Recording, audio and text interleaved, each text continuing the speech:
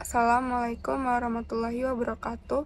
Izin memperkenalkan diri, nama saya Dita Sabrina dari kelas manajemen 22B dengan NPM 22411088. Sini saya akan menjelaskan materi tentang design thinking. Apa itu design thinking?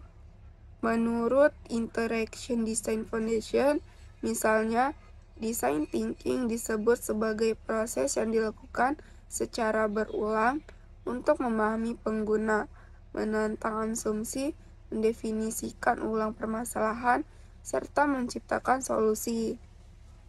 Sedangkan Karir Fandri mengatakan design thinking adalah sebuah ideologi maupun proses untuk memecahkan masalah kompleks yang menitik beratkan kepentingan pengguna.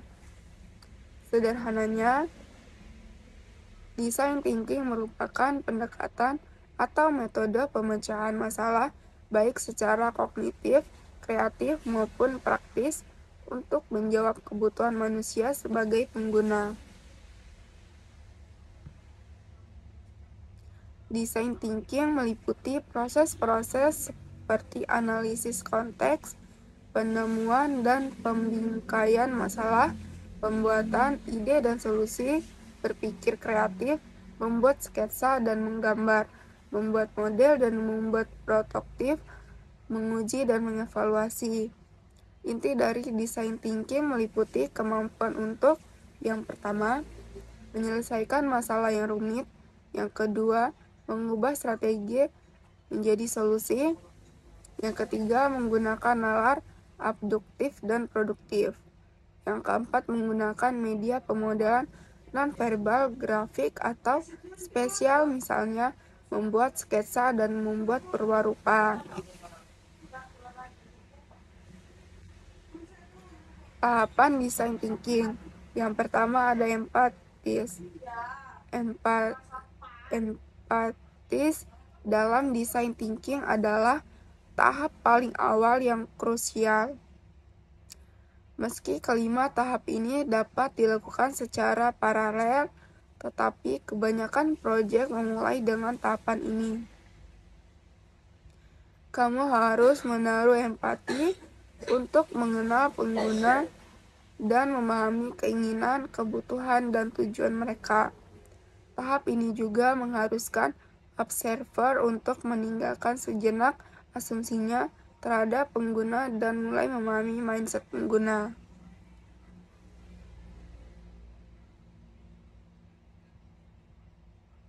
Yang kedua ada define. Setelah mengumpulkan data yang berkaitan dengan pengguna, tugasmu selanjutnya adalah menganalisis data tersebut. Selanjutnya, identifikasi masalah atau hambatan yang dialami pengguna. Tahapan didefine dalam design thinking sendiri dilakukan untuk menyebutkan problem statement. Yang ketiga ada IDET bermodal pengetahuan keluhan pengguna dan problem statement yang jelas. Sekarang waktunya kamu menyusun ide-ide kreatif sebagai solusi masalah. Disinilah proses kreatif dimulai. Nislen Norman Group mendefinisikan ide sebagai proses menghasilkan serangkaian gagasan berdasarkan topik tertentu, tanpa ada upaya untuk menilai atau mengevaluasinya. Makanya di sini kamu bebas mengeksplorasi ide apapun.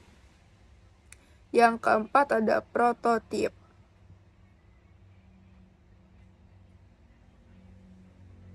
Setelah memilih ide paling jenius, kamu harus membuat visualisasi dari idemu tersebut. Tahapan ini memang membutuhkan eksperimen untuk mengubah ide menjadi sesuatu yang tampak. Prototip sendiri merupakan produk belum jadi. Simulasi sampel yang dapat mengevaluasi ide dan desain yang sudah kamu rancang. Misalnya seperti versi beta dalam pembuatan website. Tahapan ini penting untuk menguji coba apakah produk yang digarap sejauh ini sudah sesuai dengan apa yang direncanakan.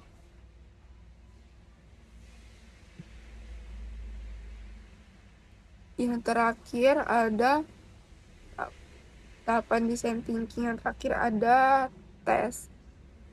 Sesuai namanya, di tahapan ini kamu harus menguji prototipe kepada pengguna.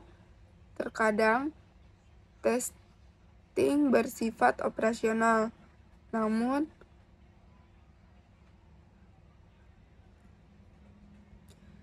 menguji akan memberikan keuntungan tersendiri, yaitu produk review. Dari situ, kamu bisa memaksimalkan kembali produk tersebut dari feedback dari pengguna.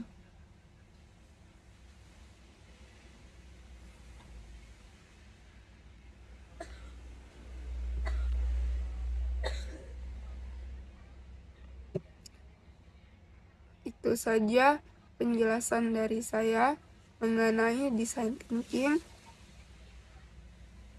Terima kasih. Assalamualaikum warahmatullahi wabarakatuh.